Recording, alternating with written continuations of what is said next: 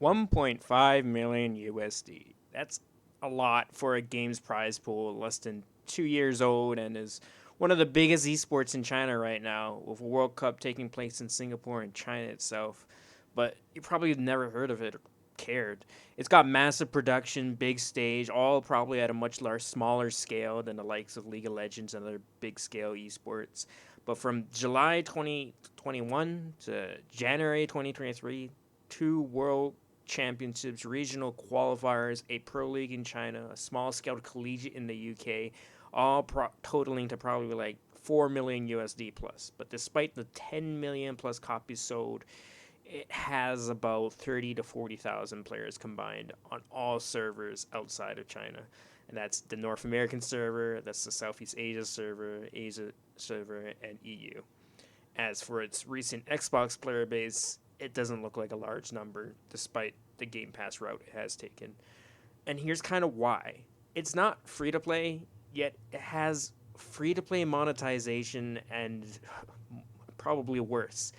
I understand NetEase is a mobile games company forefront, and this is their first PC game, but everyone's pretty sick of BRs. But when something like Naraka's melee combat centric gameplay and slick movement comes into play, it's somewhat fresh.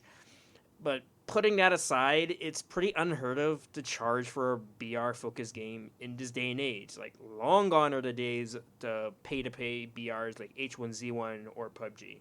Yet we have a $20 Battle Royale game with pretty predatory cosmetic practices. Loot crates with no Steam market that come with endless dupes and very few buy outright options. Doesn't matter if you have a MMO RPG face editor recreating celebrities and pop culture. Hundreds of dollars to gamble just to get a skin that is time dated and has no resale value in a already buy to play game. So that's a big entry wall for any new person that wants to play the game. The other thing is zero marketing. Have you ever seen an ad for this game beyond the random large following content creators doing a whole sponsored vid for it? And these vids are pretty hard to watch for most new consumers because they all have the very same script, low effort to really touch into the actual core elements of the game. They barely scratch the surface of the game because the game's a lot deeper in its combat, but what you're seeing in the footage is them killing bots, mashing attacks out, and it looks very janky, really. There's no pre-roll ads of any sort. I haven't seen a single one on Twitch, YouTube, or Facebook. Nothing. Their approach to marketing globally or for the West is to not really market it. Even if devs and the publishers have said that they've struggled with player retention or new players even finding the game. Naraka has become the equivalent, oh, it's that sponsored mobile game I'll never touch. It just seems that the publisher is woefully out of touch with its global consumer base. Their communication of the rest of the world compared to China is night and day, and this is despite having half their design studio in Montreal, Canada. Everything is still done in-house with China, and with the cultural difference, the time difference, and a complete ignorance to the rest of the world's market, their publisher NetEase Hangzhou continues to not answer basic questions of long-term issues, such as the lack of servers for regions such as Oceanic and South America, why server hopping at high ping is built in for ranked, or the woeful hardware optimization for Xbox user when they did a 180-day sprint to port it over. There's a long laundry list. I could go on forever, but I won't. I'd be beating a dead horse over and over again. And it's a shame because Naraka is a gorgeous, fascinating PvP game when things work, when there's an existent and constant player base. But right now, I just cannot, in good faith, recommend anyone to buy this game. And I really hope that 2023, after almost 2 years of the game being out, there's some drastic changes. But as it stands, I just don't have much faith in whatever the higher ups are deciding at NetEase and 24 Entertainment, the developers. I mean, here's some collective advice from your Western player base. You need to go free to play. You just need to go free to play. And you need to make the most of it with marketing. Or like every other past NetEase title, and I've played a majority of them, it will die globally. Address your issues. You need to address them face to face. like a year-old survey, and it seems the issues are still the same. And let's go through them. There's too few players, long queue times, too many Chinese players, poor game optimization, lagging, server ping is too high, poor balance, and poor North American and EU communication, or even AS or C. It's Let's go through the few players. Well, marketing the game and going free to play would help that a lot. Too many Chinese players, well, that's the nature of the names, right? If the you want a global market, it's unfortunate, but there needs to be alphanumeric names. Alphanumeric names for everyone.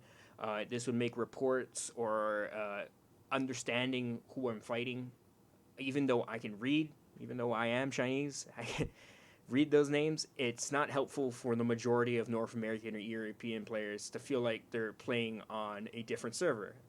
Even though I understand like 90% plus, those are just Chinese people that happen to live in North America and EU. It'd be easier to have a global market and like for new consumers to feel they're playing on their servers when all the names are legible, right? To a more global language. Uh, Poor game optimization. I mean, Naraka has come a long way in terms of the optimization of the PC version. Xbox version, I understand it's your first console release, and Naraka obviously was your first PC release. That's just going to take time, and I hope that's the main reason why the PlayStation version has not come out yet, is probably because possibly, and I'm hoping, this is just speculation, due to the reason why the Xbox version still has issues, right? Xbox One version just came out in December. I think that is wild with how the current gen consoles are already struggling to run the game at a optimal competitive level, right? It is at its core a competitive game. So I don't have high hopes for the PS4 version, which might come out when the Xbox One version plays like a slideshow. Uh, Server ping being too high. Well, this is majority to the people that don't have servers. I think it's a little too late at this point. Despite marketing, even in the Game Pass Xbox release, Sao Paulo, Dubai, Moscow, Sydney, like these areas do not have servers for the game. They have nodes which can't get populated because there's not enough people playing in those regions. And it's already too late for those people to try and hop onto the game. I think if you do take the free to play route, finally, you have to give service to these regions because people are going to be very tired to yet again be greeted with the fact that they don't have a server.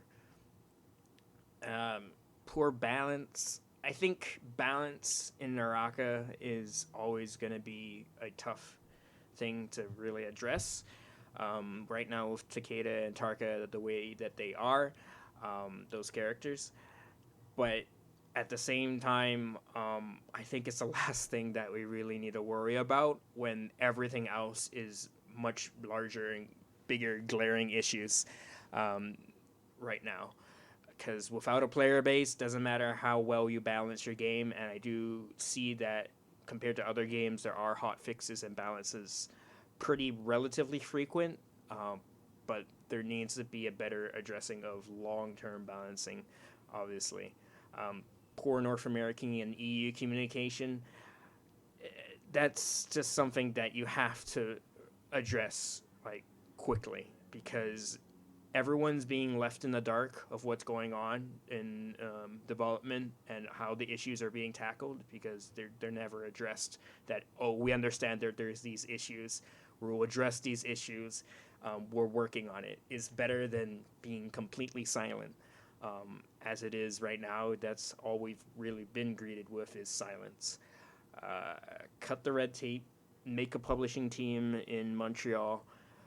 You got to address the issues.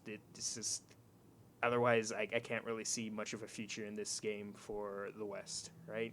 It doesn't matter how good this game is doing in China if there's no global market, you're never going to see that global market. And with the way things are in the IT industry in China, I really think you should take a little hint from how MiHoYo are taking care of things and start branching out globally. So, yeah, I could go on forever for a bunch about other stuff like I've mentioned before, but I'll say my piece. That's what I want to really see in 2023. I've been with this game since the start. I've been involved in the background as much as I can, but when push comes to shove, there's got to be some changes. And going free to play marketing, those are like the two biggest asks and the biggest things that you could do right now in this year. Otherwise, it's just going to be another year of pain, pretty much.